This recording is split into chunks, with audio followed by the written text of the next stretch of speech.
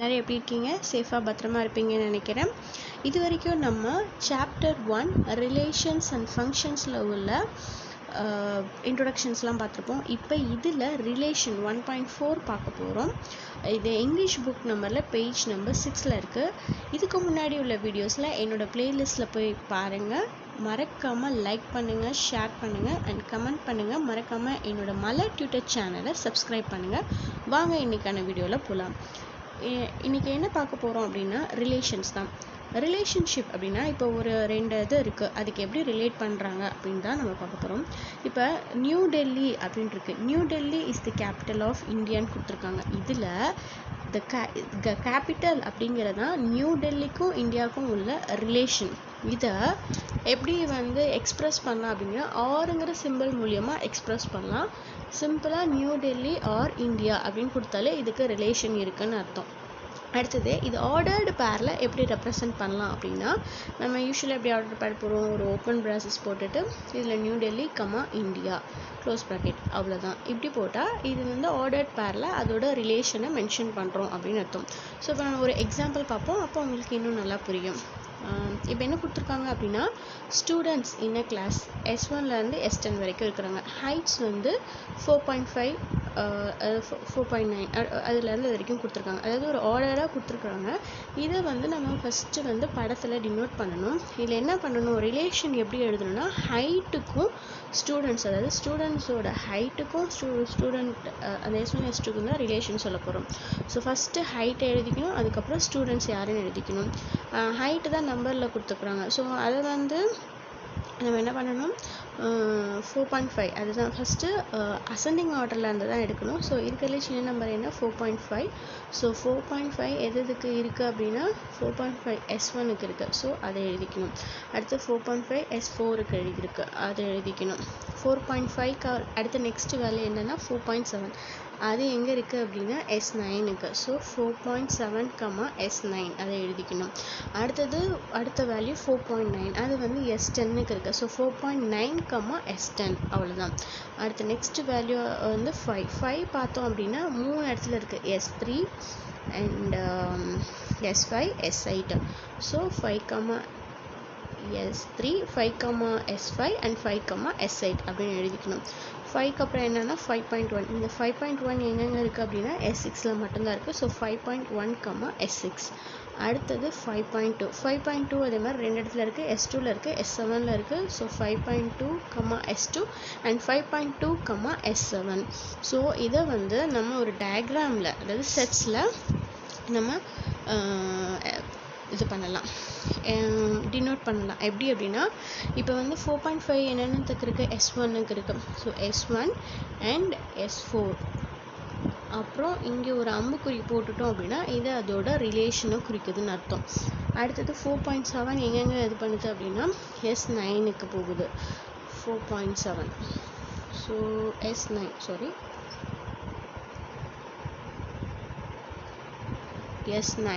போகுது.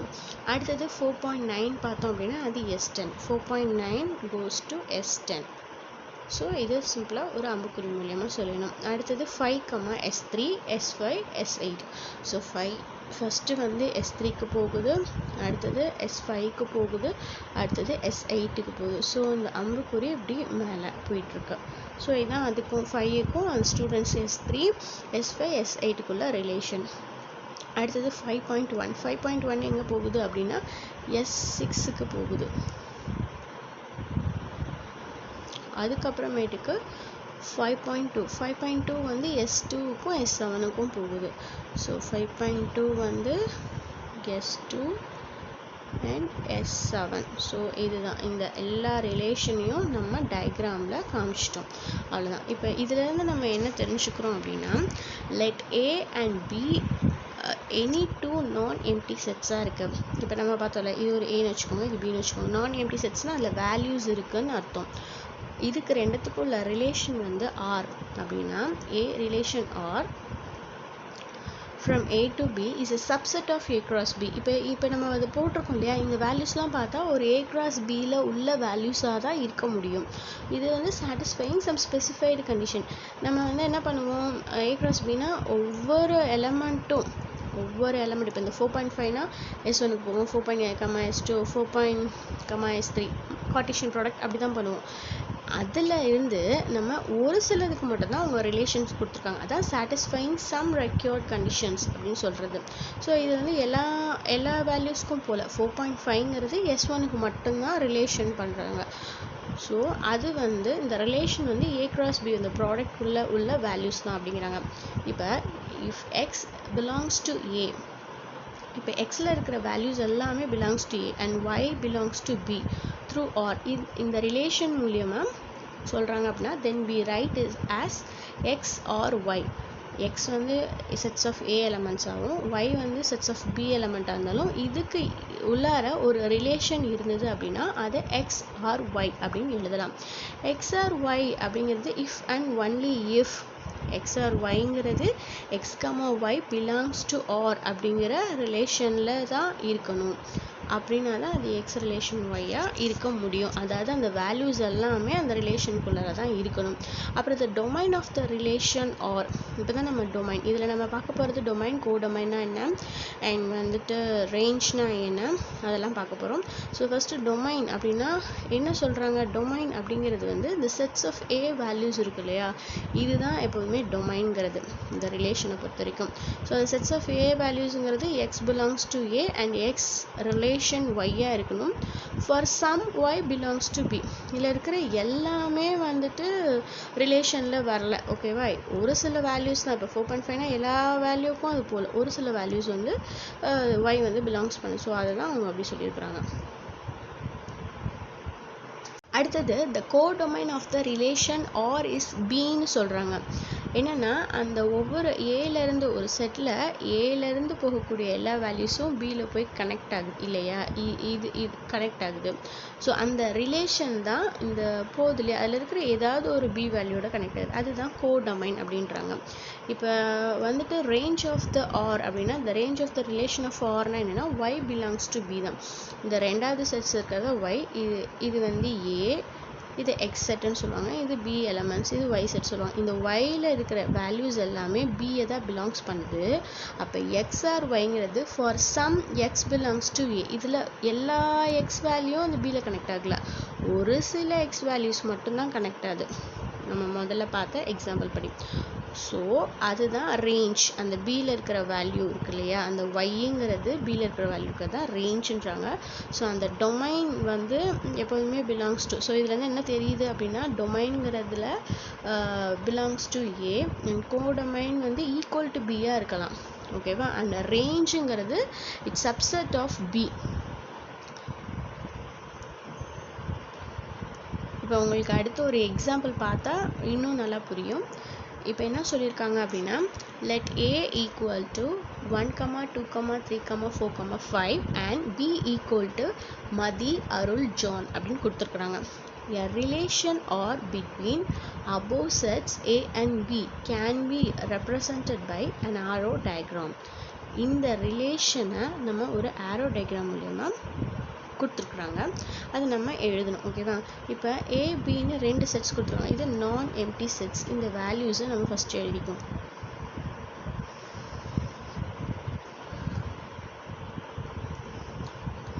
ஓகே, அந்த இவங்க டயக்ராம் கொடுத்துருக்காங்க, இதில் இருக்கிற ரிலேஷனை நம்ம எடுத்து எழுதணும். இந்த ரிலேஷனை வச்சு நம்ம டொமைனும் ரேஞ்சும் கண்டுபிடிச்சி எழுதணும் அப்படின்னு இருக்காங்க. ஸோ ஃபஸ்ட்டு வந்து ஏங்கிற வேல்யூஸ் என்னென்ன கொடுத்துருக்காங்க 1, 2, 3, 4, 5. ஸோ அதை நம்ம இங்கே எழுதிக்கிறோம். பிங்கிற செட்ஸில் மதி, அருள், ஜான் இதை இங்கே எழுதியிருக்கிறாங்க. இங்கே என்ன ரிலேஷன் கொடுத்துருக்குறாங்க அப்படின்னா 1ங்கிறது வந்து மதிக்க போகுது, அதே மாதிரி 4ங்கிறதும் மதிக்க போகுது, அதுக்கப்புறம் 2ங்கிறது அருளுக்கு மட்டும் போகுது. ஸோ 2 ஆர் அருள் அதுதான் ரிலேஷன். அடுத்தது தேர்ட் ஒன் வந்துட்டு தேர்ட் வந்து goes to John. So 3 R John அப்படின்னு சொல்லலாம். ஸோ இதை வந்து இதுதான் ரிலேஷன். இந்த ரிலேஷன் நம்மளுக்கு டயக்ராமில் கொடுத்துருக்காங்க. இதிலிருந்து the domain of R, domain of R என்ன, டொமைன் வந்து எப்போதுமே பிலாங்ஸ் டு என்ன, செட்ஸ் ஆஃப் ஏ வேல்யூஸ் தான். ஸோ அப்போ அந்த 1, 2, 3 4 தான். ஏன்னா இந்த 4த்துக்கு மட்டும்தான் இங்கே ரிலேஷன் கொடுத்துருக்காங்க, 5க்கு எந்த விதமான ரிலேஷனும் இங்கே கொடுக்கல. ஸோ அதனால் 5 நம்ம எடுத்துக்கக்கூடாது. ஸோ ரிலேஷன் கொடுத்துருக்கிறது எதுக்கு கொடுத்துருக்குறாங்க, 1 2 3 4. ஸோ இந்த 4 வேல்யூஸ் மட்டும்தான் எழுதிக்கணும். இதுதான் டொமைன் ஆஃப் ஆர். டொமைன் வந்து எப்போதுமே செட்ஸ் ஆஃப் ஏவை தான் டினோட் பண்ணணும், அதில் தான் நம்ம எழுதணும். அடுத்தது ரேஞ்ச் ஆஃப் ஆர், அது எப்போதுமே எதை டினோட் பண்ணும், it's a subset of B values. So இதில் இருந்து எழுதணும். இதில் எல்லாத்துக்குமே மதிக்கு, அருள், ஜான் எல்லாத்துக்குமே ரிலேஷன்ஸ் இருக்குது. ஸோ 3மே எழுதிக்கிறோம். It's equal to codomain of R அப்படின்னு சொல்கிறாங்க. கோடொமைன்கிறது சப்செட் ஆஃப் ஆர் தான். So note the domain of R is a proper subset of A. அது நம்மளுக்கு நல்லாவே தெரியுது. இந்த டொமைன் அப்படிங்கிறது வந்து ப்ராப்பர் சப்செட் ஆஃப் ஏ. ஏன்னா ஏல இருக்கிற வேல்யூஸ்லேருந்து தான் அந்த டொமைன் இருக்கிறது. அதனால தான் அது சப்செட் ஆஃப் ஏ அப்படின்னு சொல்கிறாங்க. ஸோ அடுத்த எக்ஸாம்பிள் பார்ப்போம். அடுத்து என்ன சொல்கிறாங்க அப்படின்னா, let A equal to 1, 3, 5, 7 and B equal to 4, 8 if R is a relation defined by is less than from A to B. அதாவது லெஸ் தேன் அப்படின்னா அதுவும் ரிலேஷனை தான் குறிக்குது. ஏ டு பியில் லெஸ் தேன் என்ன சொல்லுவாங்க, டிஃபைன்டு பை லெஸ் தேன் 4 அப்படின்னு சொல்லியிருப்பாங்க. இப்போ R is a relation defined by less than 4 அப்படின்ற போது 1 or 4 அப்படின்னு அர்த்தம்.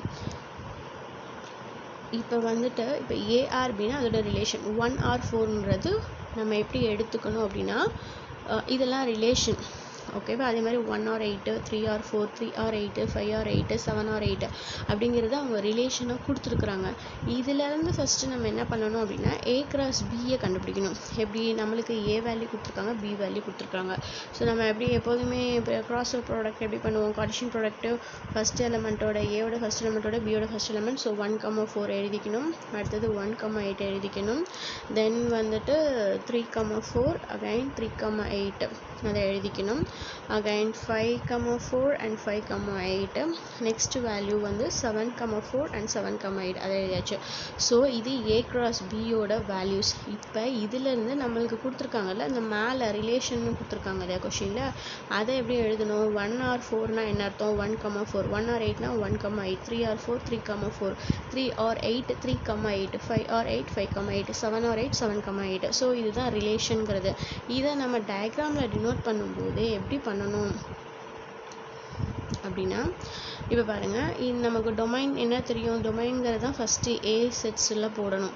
அது என்னென்ன வேல்யூஸ் இருக்குது அப்படின்னா 1, 3, 5 and 7 இந்த வேல்யூஸ்லாம் இந்த செட்ஸில் கொடுக்கணும். அடுத்தது என்ன கொடுக்குறாங்க, 4, 8 இதெல்லாம் வந்துட்டு அதாவது செட்ஸ் பியோட வேல்யூஸ். ஸோ அது 4, 8 அகைன் இங்கே 8 மட்டும்தான் இருக்குது. ஸோ இந்த 4க்கும் 8க்கும் தான். இப்போ அவங்க ரிலேஷன் கொடுத்தபடி நம்ம டயக்ராமில் நோட் பண்ணணும். எப்படி இப்போ 1ங்கிறது வந்து எங்கே போகுது, 4க்கு போகுது. அகைன் 1ங்கிறது 8க்கு போகுது. எப்போதுமே ரிலேஷனை நம்ம ஒரு ஆரோ மார்க் மூலியமாக தான் நோட் பண்ணணும். அப்படி போட்டால் தான் அதுக்கு ரிலேஷன் போகுதுன்னு அர்த்தம். அடுத்தது 3, 4. ஸோ 3ங்கிறது 3 இங்கே 4க்கு போகுது. அடுத்தது 3, 8க்கு போகுது. ஸோ இங்கே ஒரு இது இங்கே ஒரு இது போட்டுக்கணும். அடுத்தது 5, 8. 5ங்கிறது 8க்கு ஒரு ரிலேஷன் போகுது, அவ்வளோதான். அடுத்தது 7, 8. இந்த 7, 8 என்ன பண்ணுது, இங்கே போகுது. ஸோ இதுக்கு ஒரு அம்பு கொடுத்தாச்சு. ஸோ இதுதான் ரிலேஷன். அவங்க கொடுத்துருக்குற இந்த வேல்யூஸ்க்கு ஏ அண்ட் பிங்கிற வேல்யூஸ்க்கு இதுதான் டயக்ராம், அவ்வளோதான். ஸ்டூடெண்ட், இப்போ நம்ம நல் ரிலேஷன்னா என்னன்னு பார்ப்போம். இது ரொம்ப இம்பார்ட்டன்ட். நல் ரிலேஷன்னா என்ன, நல்னா என்ன, ஒன்றுமே இல்லைன்னு அர்த்தம். ரிலேஷனே இல்லாததுக்கு அதை தான் வந்து நம்ம நல் ரிலேஷன்னு சொல்லுவோம். இப்போ நம்மளுக்கு இங்கே ஏவோட வேல்யூ கொடுத்துருக்குறாங்க -3, -2, -1. B equal to 1, 2, 3, 4. இப்போ relation from A to B is defined as ஏஆர்பின்னு நம்மளுக்கு தெரியும். என்ன கண்டிஷன் கொடுத்துருக்காங்கன்னா a - b ஈக்குவல் டு 8 அப்படின்னு கொடுத்துருக்குறாங்க. இப்போ ஏவோட வேல்யூ பியோட வேல்யூ மைனஸ் பண்ணால் நம்மளுக்கு 8ன்னு கிடைக்கணும், அந்த செட்ஸை மைனஸ் பண்ணால். ஆனால் பாருங்கள் ஏதாவது ஒன்று வந்து வருதா, இப்போ -3 1 மைனஸ் பண்ணால் என்ன கிடைக்கும், -2 கிடைக்கும். அண்ட் அந்த மாதிரி ஒவ்வொரு வேல்யூ பண்ணும்போதும் எதுக்குமே வந்து நம்மளுக்கு 8ங்கிற வேல்யூ கிடைக்காது. So there is no pair a comma b such that a minus b equal to 8. So அப்போ என்ன ஆகிடும், அந்த செட்டில் ஒன்றுமே இல்லை, no element R contain no element. So R அந்த ரிலேஷன் வந்து நல்லா இருக்குது. So a relation which contains no element is called a null relation. அவ்வளோதான். இப்போ இங்கே வந்துட்டு இப்போ இந்த ரிலேஷன்ஸ் இருக்கு இல்லையா, அதோட டோட்டல் நம்பர் ஆஃப் ரிலேஷன் எப்படி கண்டுபிடிக்கணும் அப்படின்னா, number of A equal to B, இதெல்லாம் பி அப்படி வச்சுக்கோங்க, number of B equal to கியூன்னு வச்சுக்கோங்க. இப்போ இந்த டோட்டல் நம்பர் ஆஃப் ரிலேஷனை கண்டுபிடிக்கணும் அப்படின்னா அந்த ஏ அண்ட் பியோடதை பண்ணணும் அப்படின்னா அதை வந்து 2ல் பவரில் p into q multiplication of pq, அதுதான் total number of relation. 2 power of pq அப்படிங்கிறது தான் டோட்டல் நம்பர் ஆஃப் ரிலேஷன். அவ்வளோதான் ஃப்ரெண்ட்ஸ், இதுதான் நல் ரிலேஷன். இதில் உங்களுக்கு ஏதாவது புரியல அப்படின்னா கமெண்ட் பாக்ஸில் போஸ்ட் பண்ணுங்கள். மறக்காமல் என்னுடைய மலர் டியூட்டர் சேனலை சப்ஸ்கிரைப் பண்ணுங்கள். அப்போ தான் உங்களுக்கு மேக்ஸில் அடுத்த சாப்டர்ஸோட வீடியோஸும் உங்களுக்கு வரும். தேங்க்யூ, தேங்க்ஸ் ஃபார் வாட்சிங். வாழ்க வளமுடன்.